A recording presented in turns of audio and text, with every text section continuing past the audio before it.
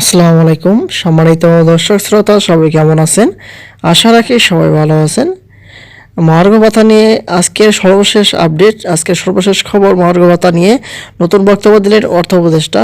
এখানে অর্থ উপদেষ্টা কী বললেন, মহার্ঘ ভাতা দেবে কিনা, এ বিষয়ে বিস্তারিত কী বলা হয়েছে আপনাদের মাঝে জানিয়ে দেওয়ার চেষ্টা করব। আশা করি ভিডিওটি মনোযোগ সহকারে শেষ পর্যন্ত দেখার চেষ্টা করবেন।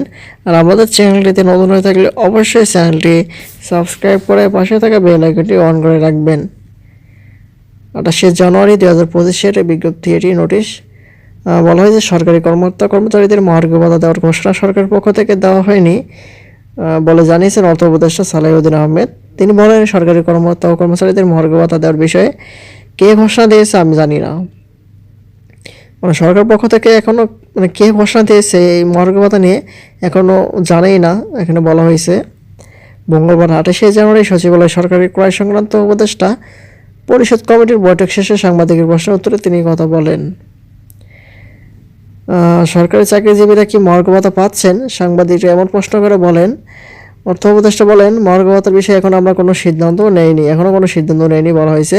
তাহলে কি মহার্ঘ ভাতা বিষয় থেকে সরকার সরে আসছে? এমন প্রশ্নের উত্তরে তিনি পাল্টা প্রশ্ন করেন, মহার্ঘ ভাতা ঘোষণা কে দিল? সাংবাদিকরা জানান, জনপ্রশাসন সচিব নিজেই মহার্ঘ ভাতা দেওয়ার সিদ্ধান্তের কথা জানিয়েছেন। উত্তরে উপদেষ্টা বলেন, কে ঘোষণা দিয়েছে আমি জানি না, আমরা তো ঘোষণা দিইনি। অর্থ মন্ত্রণালয়ের কাছে প্রস্তাব আসলে তারপর সিদ্ধান্ত নেব দিব কিনা দিব। এ সময় সাংবাদিকরা জানতে চান অর্থ মন্ত্রণালয়ের কাছে কোনো প্রস্তাবনা গেছে কিনা। উত্তরে উপদেষ্টা বলেন, আমরা তো কোনো ঘোষণাই দিইনি, এখনও সিদ্ধান্ত নেইনি।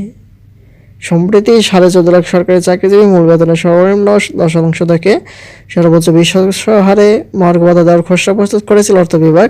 তবে ইতিমধ্যে পাওয়া সরকারি চাকরিজীবী বাড়তি 5% বার্ষিক বৃদ্ধি বাদ দেওয়ার সুপারিশ করা হয়। অর্থ বিভাগের হিসাবে এটি বাস্তবায়নে এক অর্থ বছরে বাড়তি খরচ হবে অন্তত 5,000 কোটি টাকা। তবে আপাতত মহার্ঘ ভাতা নিয়ে সরকার কোনো সিদ্ধান্ত নিচ্ছে না বলে এই সূত্র জানিয়েছে। এগুলো হচ্ছে মহার্ঘ ভাতার সর্বশেষ আপডেট। পরবর্তীতে এটি সম্পর্কে নতুন কোনো আপডেট নোটিশ পেতে আমাদের চ্যানেলটিকে সাবস্ক্রাইব করে রাখবেন। আজকের মতো পর্যন্ত সবাই ভালো থাকবেন, সুস্থ থাকবেন। ধন্যবাদ সবাইকে। আসসালামু আলাইকুম।